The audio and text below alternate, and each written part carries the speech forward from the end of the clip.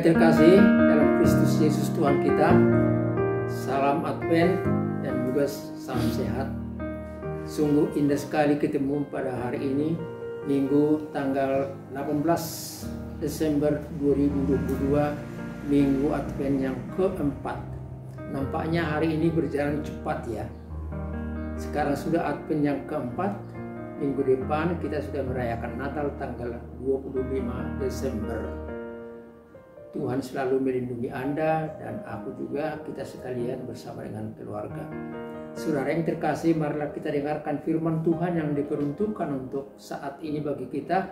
Tertulis dalam kitab Roma pasal yang pertama, ayat yang pertama hingga yang ke-7. Saya akan bacakan untuk kita semua. Dari Paulus, hamba Kristus Yesus yang dipanggil menjadi rasul dan dikuduskan untuk memberitakan Injil Allah. Injil itu telah dijanjikannya sebelumnya dengan perantaraan nabi-nabinya dalam kitab-kitab suci tentang anaknya yang menurut daging diperanakkan dari keturunan Daud. Dan menurut roh kekudusan dinyatakan oleh kebangkitannya dari antara orang mati bahwa ia adalah anak Allah yang berkuasa, Yesus Kristus Tuhan kita. Dengan perantaranya kami menerima kasih karunia dan jabatan rasul untuk menuntun semua bangsa supaya mereka percaya dan taat kepada namanya. Kamu juga termasuk di antara mereka, kamu yang telah dipanggil menjadi milik Kristus. Kepada kamu sekalian yang tinggal di Roma, yang dikasihi Allah, yang dipanggil dan dijadikan orang-orang kudus, kasih karunia menyertai kamu dan damai sejahtera dari Allah Bapa kita dan dari Tuhan Yesus Kristus. Sampai di situ peruntukan firman untuk kita pada kesempatan ini. Saudara yang terkasih, khotbah hari ini menunjukkan kepada kita bahwa Injil itu membentuk satu persekutuan, menjalin hubungan yang erat antara orang sesama yang beriman kepada Kristus. Kenapa? Karena surat ini ditulis oleh Rasul Paulus dari Korintus pada tahun 57 dan dikirim ke jemaat di kota Roma. Paulus sendiri belum pernah melihat bagaimana wajah orang-orang Kristen di kota Roma. Belum pernah tatap muka dan tidak tahu dari keturunan mana, marga apapun sekalian dia tidak tahu. Tapi karena Injil itu telah menjalin satu persekutuan sehingga Paulus mengirim suratnya kepada jemaat di Roma ini untuk memberikan kekuatan, ketabahan dan sukacita menyambut Kristus Yesus Minggu Advent yang keempat ini. Saudara yang terkasih, begitulah indahnya persekutuan orang Kristen sehingga kita merasa bersatu juga. Walaupun suku, bahasa, budaya berbeda-beda, walaupun tempat berbeda-beda, tapi kita merasa satu di dalam Tuhan. Dan kita boleh saling mendoakan dan saling menasehati. Itu sebabnya kita juga pernah mendengarkan satu lagu dari Kidung Jemaat nomor 249. Serikat persaudaraan, berdirilah teguh, sempurnakan persatuan di dalam Tuhanmu. Bersama-sama majulah, dikuatkan iman, berdamai, bersejahtera dengan pengasihan Tuhan. Saudaraku, indah sekali saat ini kita boleh bersatu. Saya dari tempat saya ini kepada saudara-saudara sekalian di depan Anda di gereja Anda masing-masing. Kalau kita telah bersatu dipanggil oleh Tuhan dengan orang lain, dengan sesama walau beda suku dan agama pula, maka kita juga terpanggil untuk membantu teman-teman yang menderita karena gempa bumi, karena tanah longsor, karena banjir bandang, karena kena penyakit COVID-19 dan varian yang lain. Kita terpanggil juga untuk membantu mereka. Kita terpanggil untuk menolong mereka menghilangkan rasa trauma mereka. Kita sebut trauma healing. Dan kita juga terpanggil untuk menolong anak-anak mereka, sehingga anak-anak tersebut boleh bersuka cita dan yakin untuk memasuki masa depannya. Berikanlah pertolonganmu kepada mereka. Urusan selanjutnya itu urusan daripada panitia atau kelompok pengurus yang bersangkutan. Saudara, marilah kita lihat apa yang dipesankan oleh firman ini. Yang pertama, kepada kita dikatakan Advent, sambutlah Yesus yang sudah dijanjikan dari sejak semula. Saya ulangi pesan yang pertama, Advent, sambutlah Yesus yang telah dijanjikan dari sejak semula. Berita Injil yang membawa keselamatan itu sudah diwartakan sejak lama.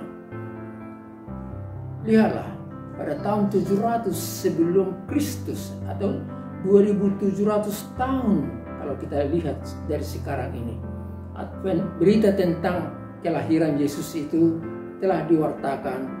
Nabi Yesaya dalam pasal 7 ayat 14 berkata, Tuhan sendirilah yang memberikan kepadamu satu pertanda.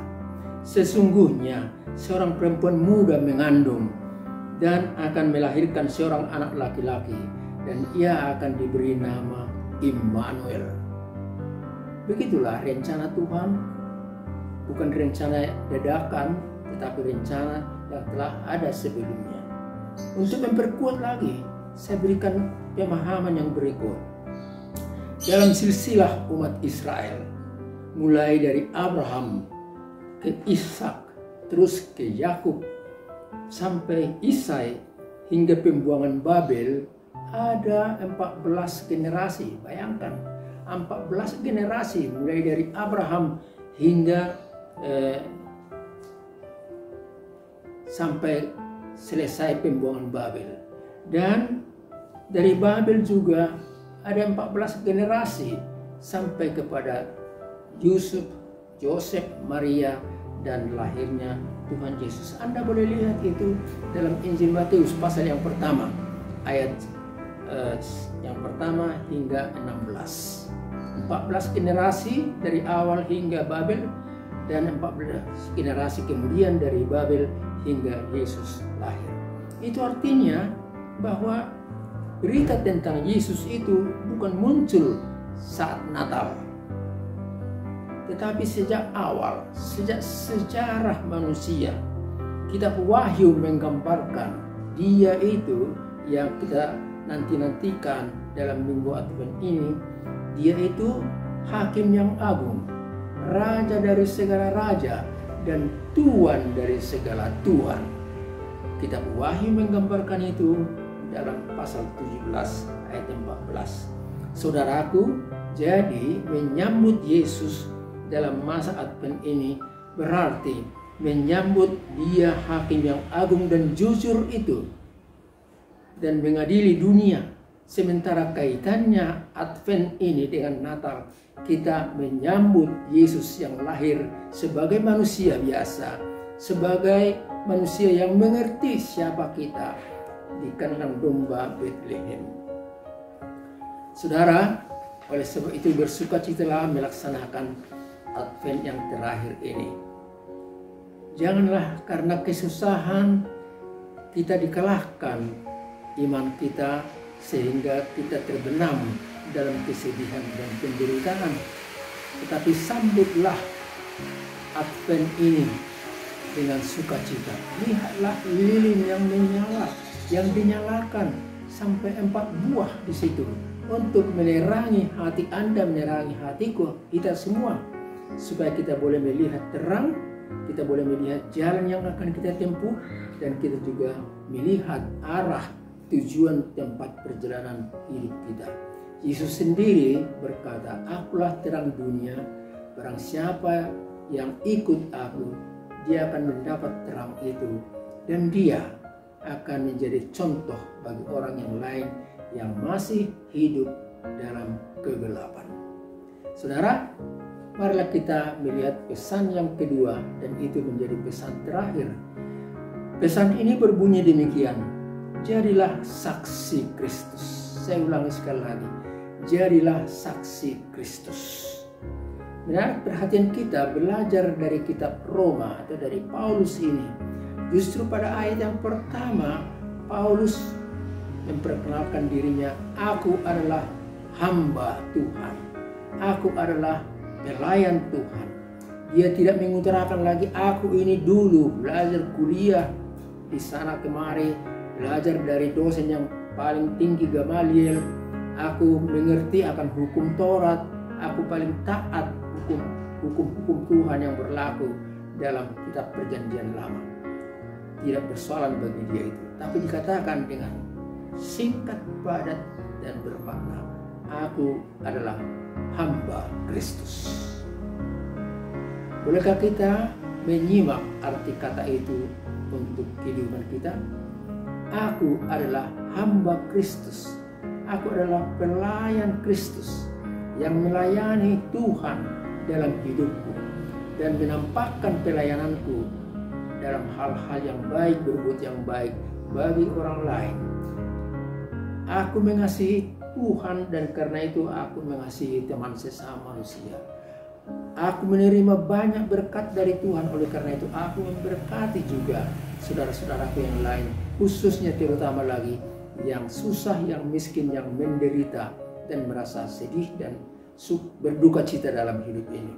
Saudara, pada akhir nas ini, pada ayat 7 berkata, siapa yang menerima pelayanan itu, yang melaksanakan pelayanan itu sebagai hamba Tuhan, sebagai saksi Kristus, mereka itu akan menerima kasih karunia dari Allah.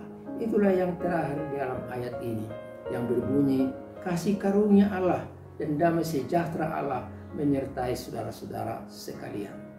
Selamat beradvent, Tuhan memberkati. Amin. Kita berdoa.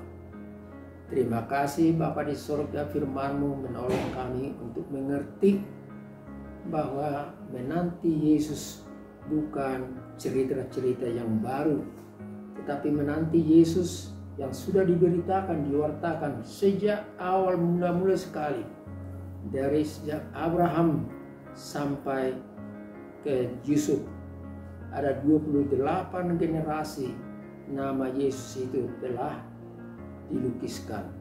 Tuhan, terpujilah Engkau karena sejarah kehidupan ini Engkau selalu menyertai semua umat-Mu dari awal sampai hari ini, bahkan untuk sampai akhir zaman. Biarlah firman yang kami dengar memberikan masukan dan kekuatan bagi kami, sehingga kami juga boleh dalam sukacita menyambut Advent ini, dan kami semua mau dengan sukarela menjadi hamba Tuhan dalam hidup kami sebagai warga, tidak usah harus sebagai pendeta ataupun majelis. Berkati pemimpin kami, berkati juga gereja-Mu, berkati juga kami semua bersama dengan anak-anak dimanapun mereka berada. Di dalam Kristus Yesus kami berdoa dan mengucap syukur. Anugerah dari Tuhan kita Yesus Kristus, kasih setia Allah Bapa serta persekutuan dari Roh Kudus bersama dengan saudara-saudara sekalian. Amin.